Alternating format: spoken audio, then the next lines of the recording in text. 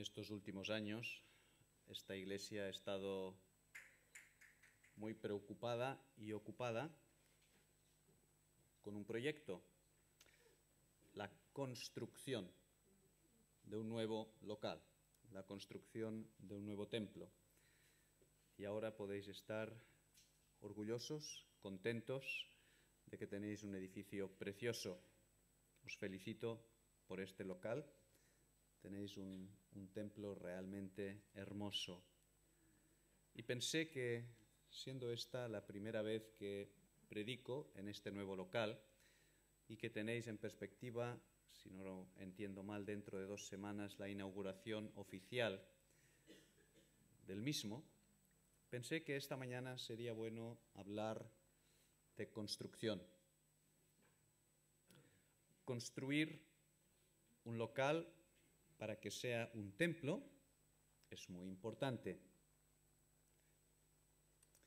Pero hay algo todavía más importante: la edificación de la Iglesia desde el punto de vista espiritual, creciendo, edificando, construyendo para ser un templo santo en el Señor.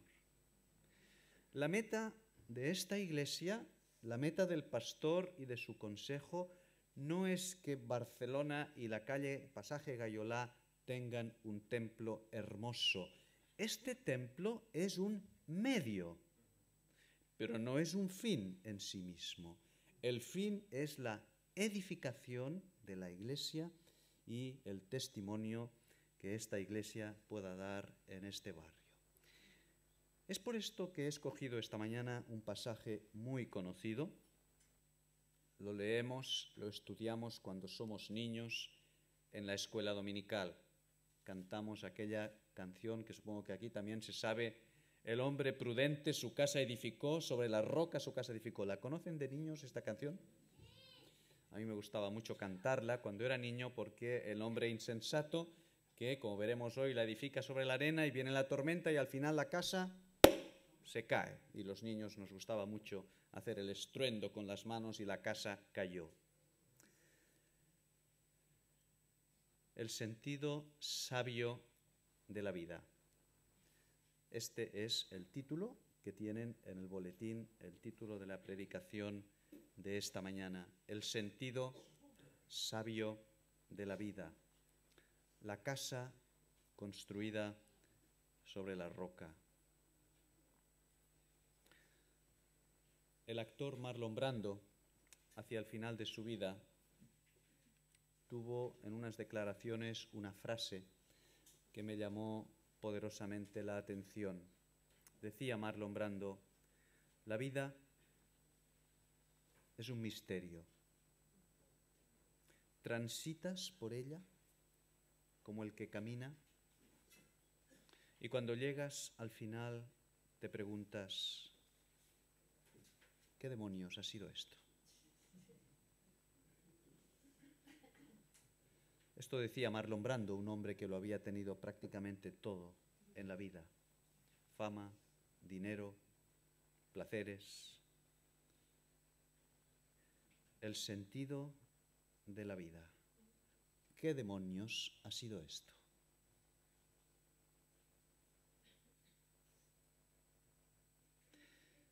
En el libro de Proverbios, en la Biblia, Proverbios capítulo 14, versículo 8, hay un versículo que es muy iluminador. La ciencia del prudente o del sabio está en entender su vida. La ciencia del sabio está en entender su vida. Un amigo mío, médico en Barcelona, cristiano, puso este versículo en la cabecera de su tesis doctoral. Le dieron summa cum laude. Creo que no se la dieron por este versículo, pero fue muy valiente de poner este versículo. Médico brillante. La ciencia del sabio, del prudente, está en entender su vida. Marlon Brando no la entendió. Por esto al final se pregunta, ¿qué ha sido esto? Y esta es la pregunta que quiero haceros esta mañana, a ti y a mí, me la hago yo mismo. ¿Entendemos realmente qué es la vida? ¿Tiene sentido mi vida? Este pasaje tan conocido del Señor Jesús nos dice que vivir la vida es como construir un edificio. Una de las metáforas más conocidas del Señor Jesús. Cada uno de nosotros, mientras vive, construye una casa. Su casa. Y esta casa la podemos construir bien, sabiamente, y la podemos construir mal. De que la construyamos bien o que la construyamos mal va a depender que finalmente se derrumbe o que persista para siempre. Por tanto, lo que estamos hablando esta mañana no es solo el sentido de la vida hoy y aquí, sino también el sentido de la vida para mañana, el más allá, la vida eterna. Ambas son inseparables. Por tanto, si la vida es construir una casa, un edificio, la pregunta obvia es, ¿cómo hemos de construir entonces? El apóstol Pablo nos advierte en 1 Corintios capítulo 3, versículo 10, cada uno mire cómo, veo que conocéis este versículo, cómo edifica o sobreedifica. Cuidado, cuidado que se puede edificar bien y se puede edificar mal. A todos nos hace ilusión hacernos una casa, ¿verdad? ¿A quién no le ha hecho ilusión construirse su segunda residencia? Nos hace ilusión hacernos una casa. Mucha más ilusión tiene que hacernos construir bien el edificio de nuestra vida. Mucho más importante. ¿Cómo construir sabiamente el edificio de tu vida? Dos aspectos básicos que aparecen en el texto. Vamos a ir analizando con detalle este pasaje. En primer lugar, versículo 24, se requiere un buen fundamento. Construir bien el sentido sabio de la vida implica un buen fundamento. Vamos a leer de nuevo el versículo 24. Cualquiera pues que me oye estas palabras y las hace, le compararé a un hombre prudente, sabio, que edificó su casa sobre la roca. Vamos a leer el pasaje paralelo en Lucas capítulo 6, versículo 48, que nos da un poquito más de detalle muy interesante. Semejante es al hombre que al edificar una casa cavó y ahondó y puso el fundamento sobre la roca. No hace falta ser ingeniero ni arquitecto para saber que un buen fundamento tiene que ser dos cosas: profundo y sólido. De hecho, ambas están relacionadas. Profundo y sólido. Cavó. En aquella época no había máquinas excavadoras, los bulldozers, había que cavar a pico y pala. Después veremos este punto, el esfuerzo. Cavó, ahondó y de esta manera pudo hacer un fundamento sólido. Permitidme parafrasear al célebre cocinero español Carlos Arguiñano. Él hablaba de fundamento, una vida con fundamento, una cocina con fundamento. La vida con fundamento no está en el perejil, como él pretendía. La vida con fundamento está en construir sólido sobre la roca. Y Jesús nos explica en este versículo en qué consiste construir sobre un fundamento sólido.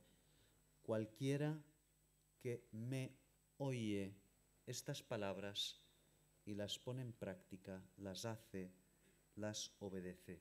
Este es el hombre que construye bien.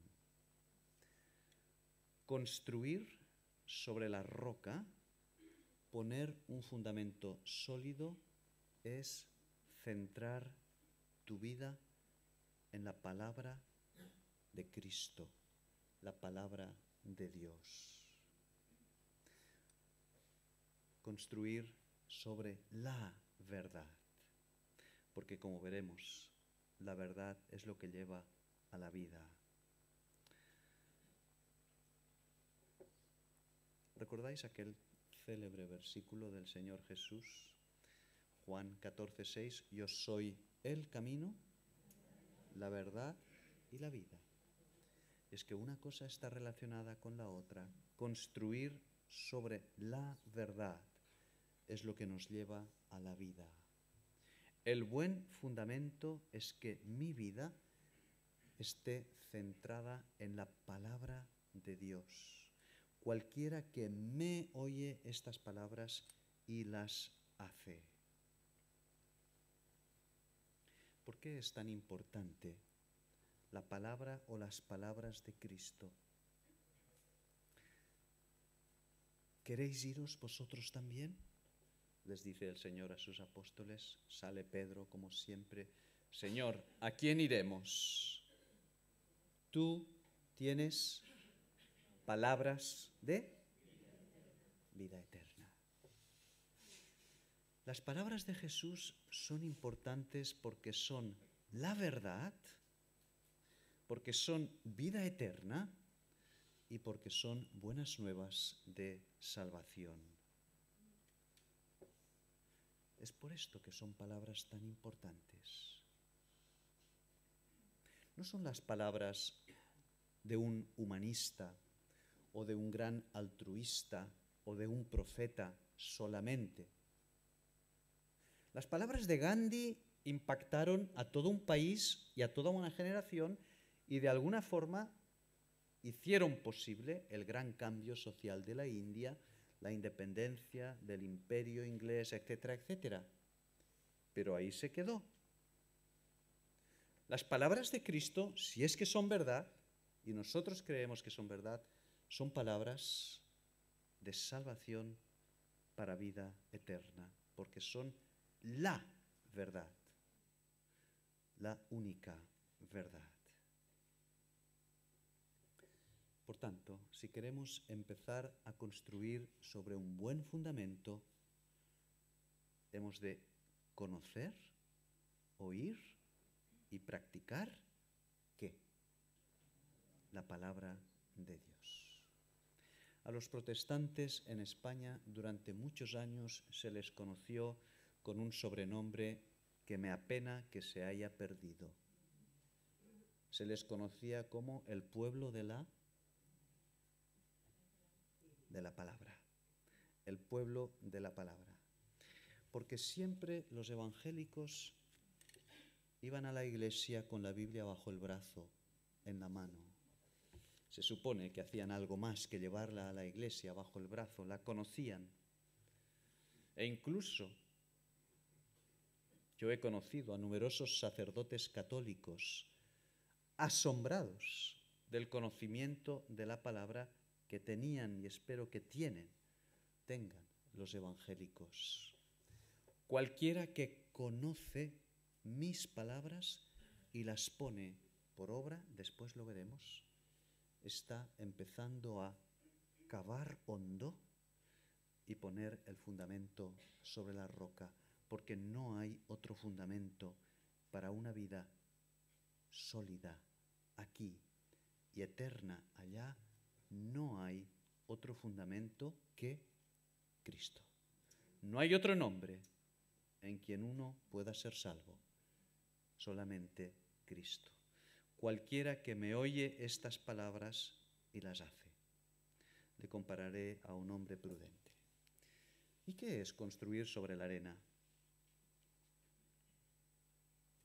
A veces tenemos la impresión de que el hombre que construye sobre la arena es un insensato en su sentido más amplio, un insensato de amplio espectro, es decir, un crápula, una persona que vive desenfrenada, un anarquista vital. ¿No? No necesariamente. Podemos construir sobre la arena de formas muy sutiles. De hecho, es posible estar construyendo sobre la arena sin darnos cuenta de ello nosotros, los creyentes. Y esto es uno de los aspectos sobre los que quiero reparar vuestra atención esta mañana. Construir sobre la arena puede ser un proceso sutil y que nos pase desapercibidos. Esto nos lo enseña muy bien el autor del Eclesiastés. Construir sobre la arena es convertir en un fin lo que son medios. Construir sobre la arena es convertir en un fin lo que son medios. ¿Suena abstracto esto? ¿Suena filosófico? Vamos a la práctica. Vamos a la práctica. 3 ejemplos. 1, el trabajo. El trabajo es algo honesto, bueno, creado por Dios. Pero ¿cuál es el orden? Se trabaja para vivir. Es decir, el trabajo es un medio para ganarse el pan. No se vive para trabajar. Vivir para trabajar, dice el autor del Eclesiastés, es aflicción de espíritu y vanidad. ¿Sabéis por qué hay tantas depresiones e incluso suicidios cuando se cumplen los 65 años? Lo que se llama la depresión de la jubilación. No hace falta ser psiquiatra ni psicólogo para intuirlo, porque son personas que han construido toda su casa, todo el edificio de su vida sobre el trabajo. Y mientras trabajan, sacan una tarjeta y la enseñan y dicen, este soy yo. Tantos cargos, tantos títulos, construyen toda su identidad sobre su trabajo. Cumplen los 65 años o los 66 o los 67, depende de la ley y del momento en que nos encontremos, es decir, la jubilación, y de la noche a la mañana ya no son nadie. Nadie. Han construido sobre la arena porque toda su identidad personal, el sentido de su vida, lo convirtieron en el trabajo. No quiero simplificar el tema porque soy consciente de que hay muchos hombres y mujeres hoy en una sociedad como la nuestra en que se ven absorbidos por trabajos que demandan muchísimas horas de tal manera que casi no hay más que vivir para trabajar. Pero mucho cuidado, que esto es erróneo. No se puede vivir para trabajar. El trabajo no es un fin, es un medio. El bailarín ruso Rudolf Nureyev, dijo, yo bailo porque gracias a esto aún vivo. Si no tuviera trabajo ni funciones de baile, no tendría nada por lo que vivir y ya me habría suicidado. Una manera muy valiente de exponerlo. Lo que da sentido a mi vida es mi trabajo, mis funciones, mi baile. El día que no tenga baile, yo me suicido. Construir sobre la arena. Un segundo ejemplo, el dinero. Vivir para el dinero. Y esto lo hemos, por desgracia, experimentado en España con toda una generación de expertos en amasar dinero rápidamente y prácticamente sin esfuerzo. Vivir para el dinero. El dinero, al igual que el trabajo, es bueno. El dinero es bueno, que nadie se escandalice. El dinero es bueno. Es un medio necesario para hacer cosas. La obra de Dios necesita dinero. Si me apuráis, necesita mucho dinero. Se ha requerido dinero para hacer esta iglesia. El dinero es un medio para hacer cosas. El problema no viene por el dinero, sino cuando se vive para el dinero. Es decir, cuando lo que es un medio se convierte en un fin, vivir para el dinero. Como dice el apóstol Pablo, el amor al dinero. Pablo, el apóstol, no censura el dinero, sino el amor al dinero. El amor al dinero es la raíz de... Veo que sois una congregación que conoce la Biblia, ¿eh? Felicito al pastor. El pastor tiene su responsabilidad positiva en ello. Quizás un versículo que no lo conocéis tanto, Salmo 62, versículo 10. Salmo 62, 10. Si aumentan las riquezas, no pongáis el corazón en ellas. Si aumentan las riquezas, no pongáis el corazón en ellas. Necio, esta noche vienen a pedir tu alma. ¿A quién se le dijo esto? Al rico, insensato, que había construido su casa neciamente. Había ahorrado y ahorrado y ahorrado y había llenado sus silos, sus almacenes de trigo. Y llega el momento que dice, ahora sí podré tener una jubilación satisfactoria, agradable. He ahorrado y ahorrado y he vivido para trabajar y para ahorrar. Necio, esta noche vienen a pedir tu alma. Vivir para trabajar, vivir para ahorrar o gastar, es construir sobre la arena. El trabajo fue instituido por Dios. El dinero es un medio loable y legítimo para conseguir cosas. Pero no podemos convertir en fines lo que son medios. El tercer ejemplo de construir sobre la arena para que veamos lo sutil que es el placer. El placer es bueno. Dios nos creó seres con capacidad para disfrutar. La alegría de vivir es algo que Dios nos da. El joie de vivre no es un invento de los franceses, que son unos gourmets. No es un invento de los franceses. El joie de vivre, el gozar de la vida, el disfrutar de todas las cosas que Dios nos da en abundancia. Primera de Timoteo 6, 17, es uno de mis versículos favoritos. Dios nos da en abundancia todas las cosas para que las disfrutemos. Hay un lugar adecuado para el placer, para disfrutar. Pero la meta de la vida no es el hedonismo. No vivimos para disfrutar. El disfrutar es una consecuencia de una vida llena, en abundancia, construida sobre la roca. Yo he venido para que tengan vida y la tengan. No es solamente abundancia de cosas espirituales. Insisto en 1 de Timoteo 6, 17. Se refiere a las pequeñas cosas de la vida que nos dan placer, encanto. Dios quiere que disfrutemos de los pequeños lugares con encanto. Porque al fin y al cabo la belleza y el placer los ha creado Él. Dios quiere que disfrutemos del sexo dentro de su contexto que Él ha marcado. Todas estas cosas las ha hecho Dios.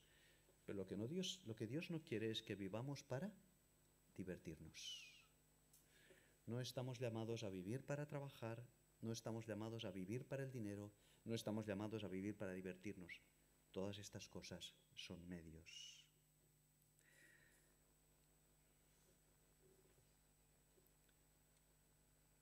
Construir sobre la arena lleva, el autor del Eclesiastés nos lo define como vanidad y aflicción de espíritu. Marlon Brando lo define como ¿qué demonios ha sido esto? Y los pensadores, los sociólogos y filósofos actuales le han puesto una expresión nueva: el nihilismo melancólico de Occidente. el nihilismo melancólico de Occidente. Qué expresión más tremenda y más triste. El nihilismo viene de nada, de nihil, nada. El nihilismo, nada. Miras, ¿y qué ha sido? ¿Qué tengo? Nada. El nihilismo melancólico, esta palabra ya nos es más fácil de entender, ¿verdad? El nihilismo melancólico triste, profundamente triste, de Occidente. Occidente, Europa en especial, vive sumida en la tristeza, porque ha construido la casa, tanto a nivel individual como sobre todo a nivel social, sobre la arena. Y este es el gran problema de Occidente hoy, el alejamiento progresivo de Dios. Siempre he dicho que Europa va a pagar muy caro la cobardía de no haber querido incluir en su Constitución, hace unos pocos años, el reconocimiento de las raíces cristianas en su historia. Acto de cobardía, acto de negligencia. ¿Por qué no reconocer a la mano que te dio de comer durante siglos, aunque fuese a nivel cultural? Todos sabemos lo que dice el refrán castellano, ¿verdad? No muerdas a la mano que te da de comer. Europa lo ha hecho. Y Europa le debe muchísimo, no quiero irme del tema, pero es importante decirlo, al derecho romano, a la sabiduría griega y a la ética cristiana. No reconocer esto es morder la mano que te ha dado de comer durante 20 siglos. Y Europa pagará cara esta cobardía. El nihilismo melancólico de Occidente. Construir sobre la arena.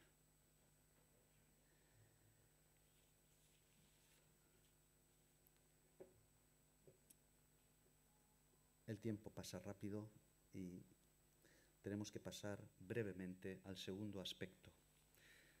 El primer requisito para construir bien es tener un buen fundamento. El segundo requisito se desprende de este, el esfuerzo. El esfuerzo. Cavar hondo, ahondar, requiere esfuerzo. Picar sobre roca.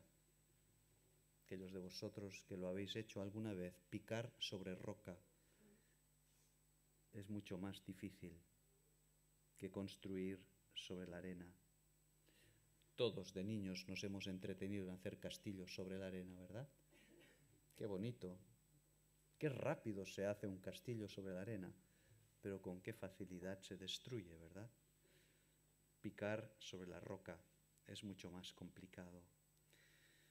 En este mismo capítulo 7 de Mateo se nos expresa con la otra ilustración, con otra metáfora, versículos 13 y 14, el camino estrecho, la metáfora del camino estrecho.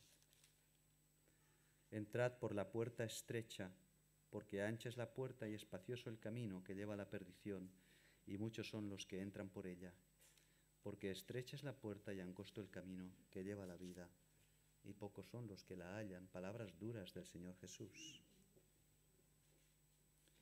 La salvación, hermanos, es gratuita, pero en el discipulado no hay rebajas. La salvación es gratuita, pero en el discipulado no hay rebajas. Cristo es mi Salvador, gratis, pero si quiero que sea mi Señor, yo voy a tener que poner ¿qué? Lo mismo que pone un amante. Así de fácil y así de complicado. Un esposo o una esposa, ¿qué pone en el matrimonio? Compromiso, fidelidad, esfuerzo, porque el amor es trabajo. El amor es trabajo. Fidelidad, esfuerzo, compromiso, trabajo, pacto, obediencia que nace del corazón.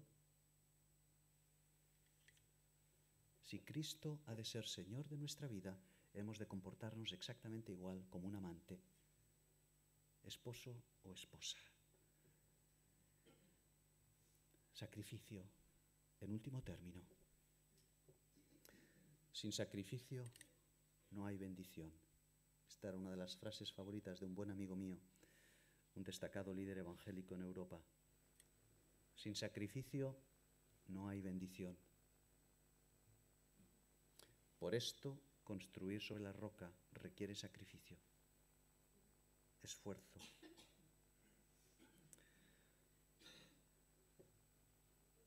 Tenemos que pasar al segundo gran aspecto. Estamos 5 o 10 minutos más y terminamos. Hemos visto hasta ahora cómo construimos, con un buen fundamento y con esfuerzo, pero el texto nos menciona otro punto muy importante, el control de calidad. ¿Cómo sé yo que estoy construyendo bien? El test de calidad, el control de calidad. Los que trabajáis en la industria sabéis que esto se hace así. Cuando un avión se ha construido antes de lanzarlo a volar, o una nevera, o una lavadora, o un coche, tiene que pasar el control de calidad. Y este pasaje nos habla del control de calidad, el test, la prueba, la evidencia de que hemos construido bien. Se nos presentan dos tests, dos controles de calidad de que estamos construyendo adecuadamente, del sentido sabio de la vida. Primero, el test de la prueba. El test de la prueba supera bien las tormentas. La casa, es decir, tú y yo, superamos bien las tormentas. Tormenta, en la metáfora, es todo aquello que nos pone a prueba. Cualquier forma de sufrimiento, cualquiera. Todo lo que para ti sea un sufrimiento. El Nuevo Testamento no distingue entre tentación y prueba. Es todo la misma palabra, peirasmos en griego, porque una tentación es siempre una prueba es siempre una tentación, así que todo queda englobado bajo la misma palabra peirasmos, una prueba, el valor de la prueba. ¿Qué dice el apóstol Pedro en 1 de Pedro 1, 6, 7? La fe, mucho más preciosa que el oro, necesita ser probada, la prueba, como el fuego, como el oro en el horno de fuego, para que después salga purificada, purificada. El apóstol Pablo nos da una idea semejante. Vamos a leer estos versículos porque son muy hermosos. En Romanos capítulo 5, Romanos 5,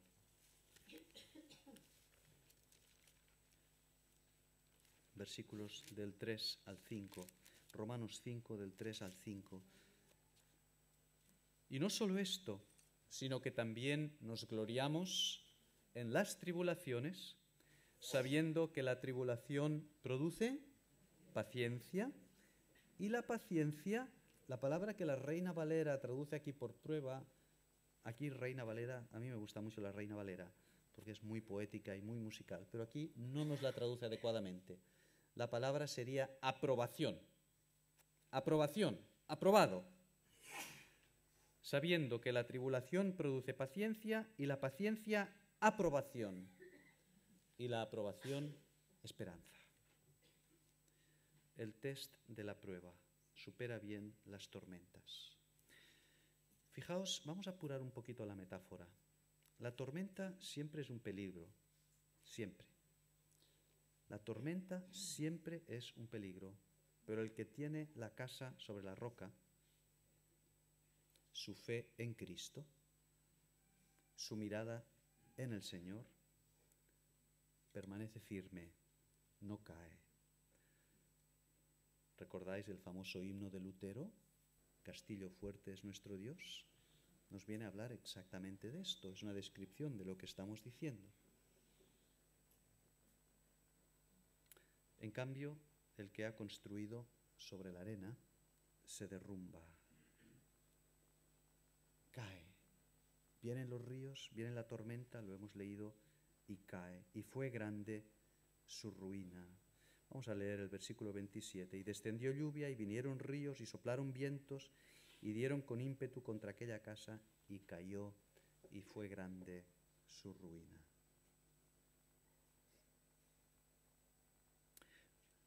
Después de una tormenta muy fuerte, pueden aparecer goteras, grietas, se puede inundar el sótano. Pero si el fundamento es sólido, no hay peligro. No te preocupe que se te moje el sótano de tu vida o que aparezca una grieta o una gotera. Vamos a traducir esto. ¿Qué estoy diciendo? ¿Qué estoy diciendo? Las dudas, las preguntas, la perplejidad en los momentos de sufrimiento son normales. No te preocupe tener dudas, preguntas, porqués en la hora de la lluvia y de la tormenta. El peligro es cuando el agua llega al fundamento. En el momento en que el agua llega al fundamento y socava el fundamento, peligro. Tu fe en Cristo. La mayor amenaza, el mayor peligro en la hora del sufrimiento es que toque tu fe en Cristo. En la hora de la tormenta, fija tus ojos en Cristo. Aunque sé que vamos muy justos de tiempo, creo necesario mencionar el episodio de Getsemaní, cuando el Señor Jesús le avisa a Pedro para que avise a los apóstoles: el diablo ha pedido para zarandearos como a trigo. Le avisa, le advierte. Van a venir tiempos duros, Pedro, muy duros. Pero no te preocupes, yo he rogado al Padre, Cristo orando por sus apóstoles y por la Iglesia de cara a los acontecimientos que iban a venir. ¿Y qué pide? ¿Cuál es la oración del Señor Jesús? Yo he rogado. El Señor podía haber pedido que el sufrimiento sea corto, que os dé fuerzas para afrontarlo. Muchas cosas legítimas podría haber pedido el Señor, pero menciona una: yo he rogado al Padre que tu fe no falte. Porque lo peor que puede ocurrir como resultado de la tormenta es que tu fe naufrague. Qué triste. No nos deben asustar las goteras ni las grietas, pero sí nos debe preocupar cuando toca el fundamento. Concluimos. El último test, el segundo test, el test de los frutos. Versículos del 15 al 20, en otra gran metáfora de este pasaje. Es extraordinario ver cómo los diferentes subapartados del capítulo van encaminados.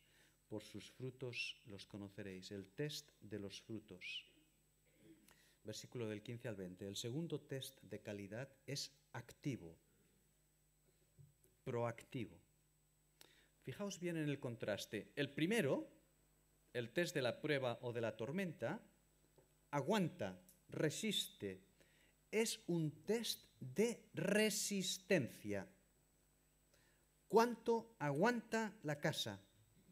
La firmeza de tu fe, la solidez de tus creencias. En cambio, el segundo es exactamente a la inversa. No es un test de resistencia, sino que es un test de evidencia. No es un test pasivo, lo que aguanta, sino que es un test activo, lo que hace, lo que da, cómo se manifiesta, proactivo. Los frutos. Por sus frutos los conoceréis. ¿Cómo se conoce a un cristiano? Según este pasaje, dos características. El cristiano de verdad aguanta en la hora de la tormenta, aguanta firme. Y además, por sus frutos los conoceréis. ¿Qué es los frutos? Casi merecería un mensaje por sí solo. Dos cosas. Uno, las obras de amor. Frutos son las obras de amor, las buenas obras. Mateo 25.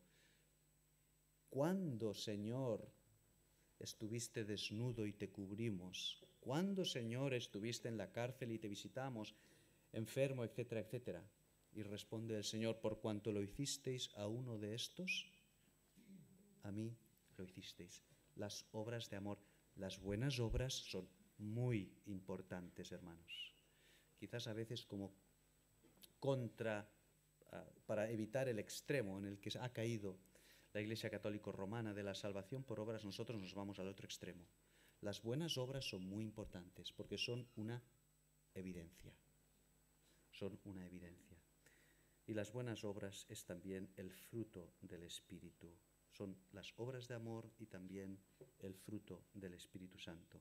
Si las obras de amor son el hacer, el fruto del Espíritu es el ser, el carácter del cristiano. Buenas obras, hacer, pero también ser. Hacemos porque somos.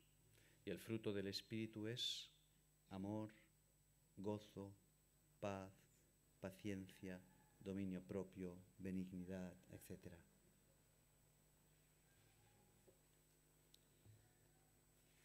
Concluimos. El sentido sabio de la vida. Construir sobre la roca. Conocer la palabra de Cristo, la palabra de Dios, y obedecerla de corazón. Una vida centrada en su palabra. Cristo en el centro, obedeciendo lo que Él quiere para nuestra vida. ¿Cómo sé que estoy construyendo bien? Firmeza en las tormentas, buenas obras y el carácter del cristiano, los frutos. Esto lo podemos aplicar individualmente y como iglesia.